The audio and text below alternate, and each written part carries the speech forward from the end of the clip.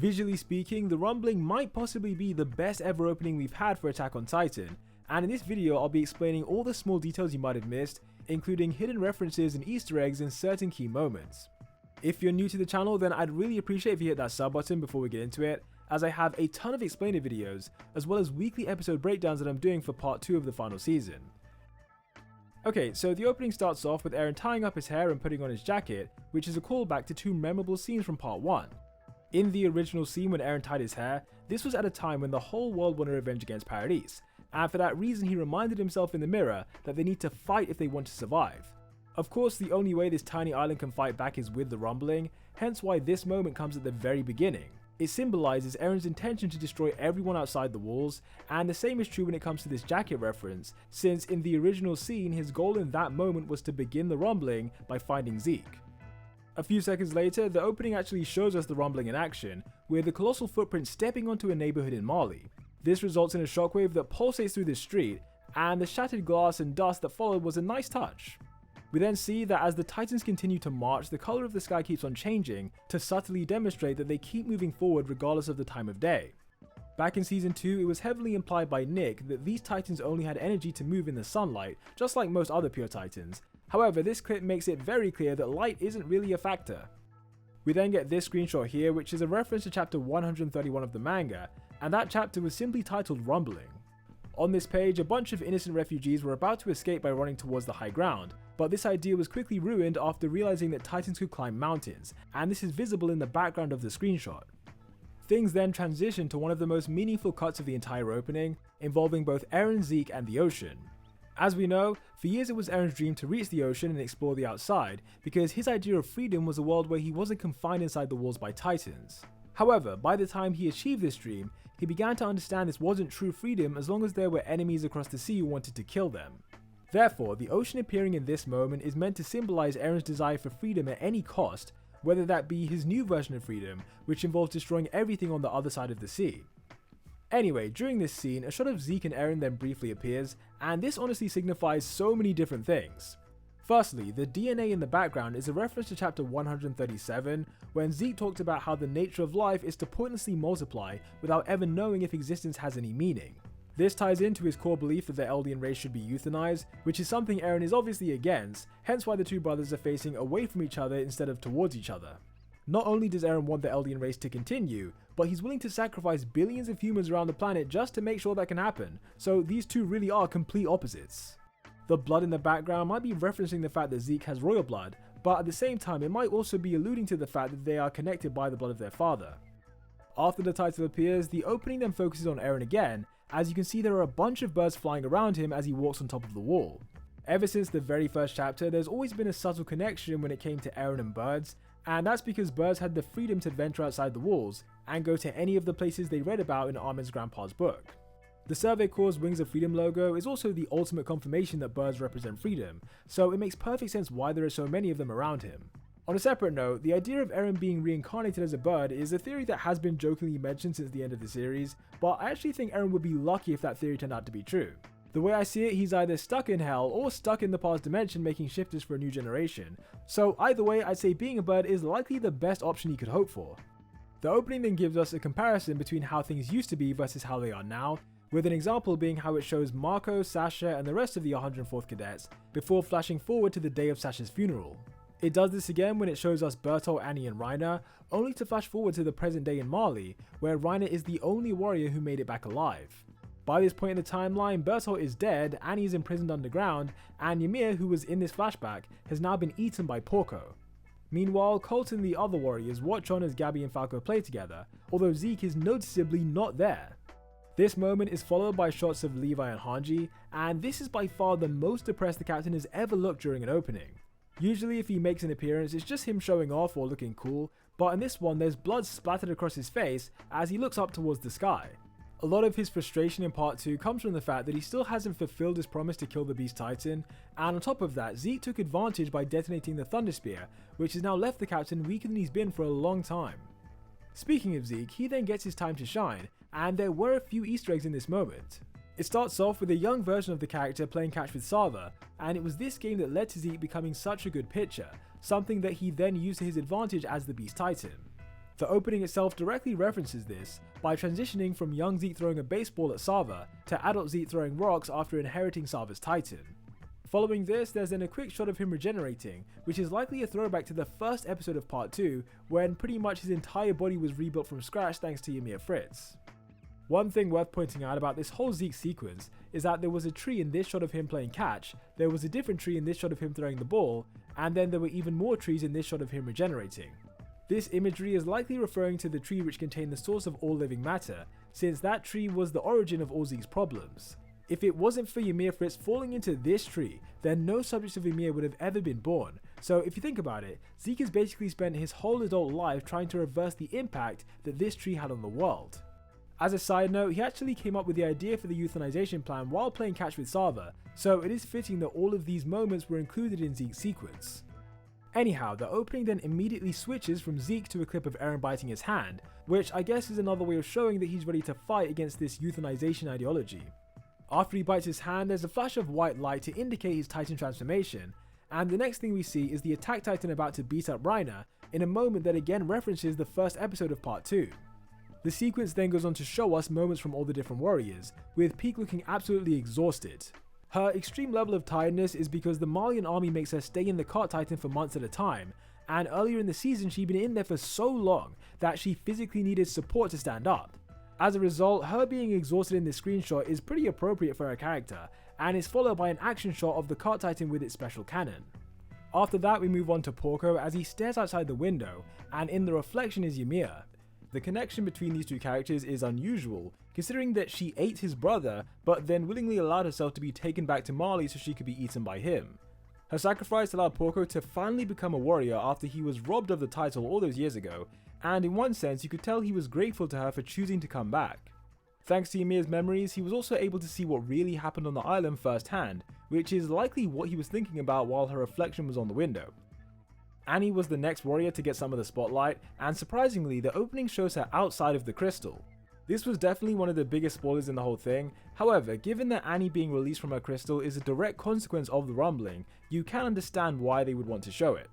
In this clip, she couldn't have been free for very long since she's still underground and covered in that Titan fluid, so this moment helps to fill in the gap between the crystal being destroyed and her confronting Hitch. The female Titan itself then makes a brief appearance before switching to Bertolt, who is inside his colossal Titan. Bertolt's appearance coming immediately after Annie was likely done on purpose due to all those feelings he had for her, and as we know, these feelings were seemingly passed on to Armin. In this clip, a bloody tear falls down Bertolt's cheek, which then quite literally gives life to Armin as he opens his eyes, and besides receiving life, the tear possibly also represents the memories and emotions that he inherited. A small detail is that the tear came out of Bertolt's right eye specifically, which has happened in at least 2 separate visions that Armin has seen throughout the series. The next bit of imagery is the new Colossal Titan standing over the destruction he caused in Liberio, and the scene then transitions to inside the internment zone. Here we see the Warhammer in the same pose it made before decapitating the attack Titan, only in this opening before Eren's head gets cut off, it switches to him with his hands around the Warhammer crystal.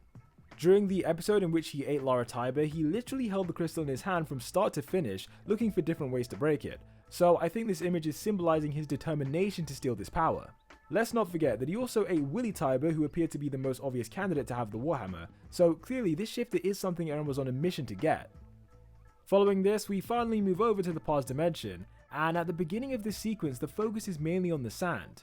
This sand is what Ymir Fritz used for over 2,000 years to create the bodies of every pure Titan and every Titan shifter, and as we saw with Zeke, it can also be used to rebuild the flesh of Eldians when in their human form.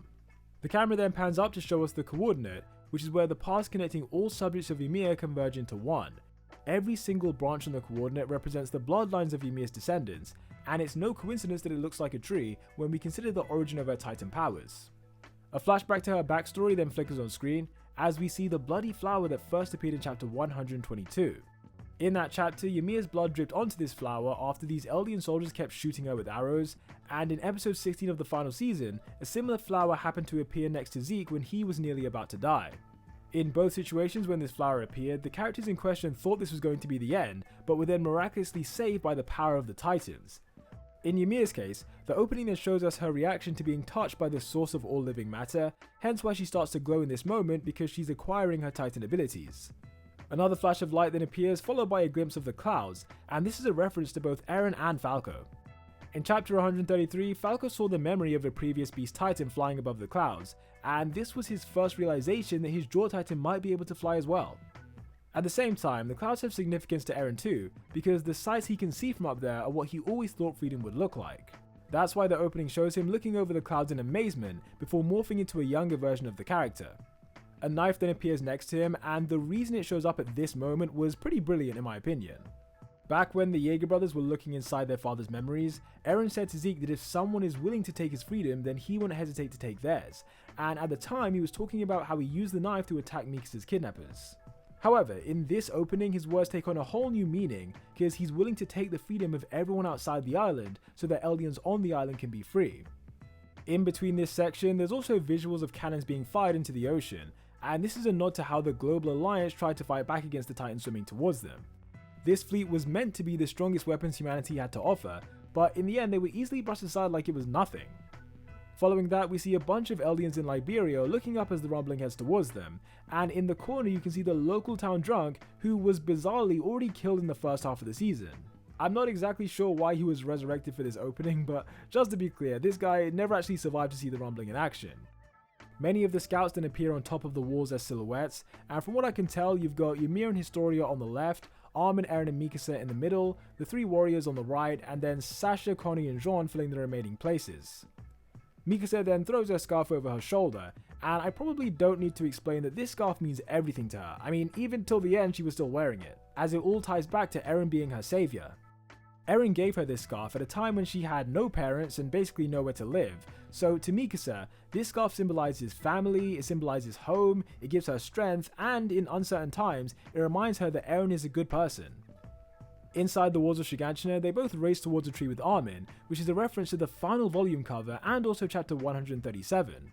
In that chapter, Armin explained to Zeke that the reason they were born wasn't just to multiply, and that maybe the purpose of life can be found in these trivial precious moments like racing towards that tree on the hill.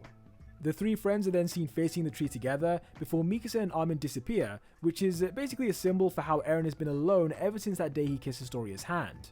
Armin even explicitly says this in the final chapter, because ever since Eren saw those fragments of the future, he was put in a position where he had to follow the path that was laid out for him, and if he had told anyone what he saw, then that would have messed everything up. In the opening, he then briefly evolves into Hobo Eren, and I'll explain why this version of the character is so significant. In part 1, we saw that for a couple of years after he kissed Historia's hand, he still wasn't 100% sure if the future he saw was guaranteed to happen, and for a while he thought there might be another way for the people of the island to survive. However, Hobo Eren is the first real version of the character who understood there could be no alternatives, and that the destiny he saw was inescapable. The opening demonstrates this by zooming into his eye, which is basically their way of showing us what Eren saw, and inside his mind we can see his founding titan form, standing behind the army of war titans he unleashed. In this shot we have a nice visual of just how large his founder really is compared to the titans underneath him, and as I mentioned in my video about all founding titans, the design of his shifter is based off the source of all living matter. A steamy Eren then regenerates as he screams on top of the walls in a moment that's possibly a throwback to the very first time he activated the coordinate. His scream in this opening might be signifying his frustration at having to follow this path, because we know from the final chapter that he didn't want to die in the end, but he had no choice but to go along with it since that's what was destined to happen. On top of that, we know the founder was messing with his perception of reality as he was experiencing the past, present and future all at the same time, so this scream right here might just be him going a little bit insane. Towards the very climax of the opening, a war titan steps onto the ground, leaving a bloody footprint behind, and this is definitely a reference to Ramsay. Ramsay was a young refugee living in Mali who was crushed in chapter 131, and this footprint is nearly identical to the one that killed the young refugee. Ramsay had more significance to the story than most rumbling victims, as when Eren saw the future he actually saw a vision of this kid, and then tearfully apologized to him when the two crossed paths in Mali. The scene then cuts to a butterfly trampled by a regular shoe, and this part is meant to emphasize that the world has always been a cruel place, where the winners survive and the losers die, which is an observation Mikasa made a long time ago. As a child, she witnessed this cruelty on a much smaller scale, but now because of the rumbling, that same cruelty that's always existed is being dished out to billions across the globe. Now, switching over to the lyrics of this opening, there were a couple lines from the song that I thought were pretty interesting. For example, towards the beginning there was a line that said, "All I wanted to do was the right things, I never wanted to be the king." and this perfectly summarizes Eren. At the beginning, when he thought the entire world was just the people inside the walls, he wanted to do the right thing by exterminating the Titans and making sure the sacrifice of all previous scouts wasn't in vain. He never intended to end up as this all-knowing, all-powerful being, and given the choice, it's highly doubtful he would have taken it if he knew what was about to happen. If we take a more literal approach to the lyrics, "I never wanted to be the king" might also be a reference to him rejecting Karl Fritz's ideology, who was the Eldian king that established the vow to renounce war. The vow to renounce war is directly opposed to everything Eren has ever believed, because as we know, everyone who was affected by the vow was okay with the island being destroyed by either the Titans or Marley. There was another line that said, "If I lose it all outside the wall, live to die another day," which is solid confirmation of the bird reincarnation theory. No, but in all seriousness, I thought this lyric was good because Eren is known for the longest time that he was destined to die outside the walls. In fact, he was putting things in motion to make sure that would happen, so the line "live to die another day" could mean this might not be the end. The past dimension has been referred to by Armin and Zeke as a world free of death, and like I alluded to earlier, the final panel of this series does imply that Eren might be stuck in there, just by himself. Anyway people, those were all the Easter eggs and references I could find for this opening, and if you liked the video then I'd appreciate if you dropped a like and subbed if you haven't already. Thanks for watching as always, and until the next one, peace out.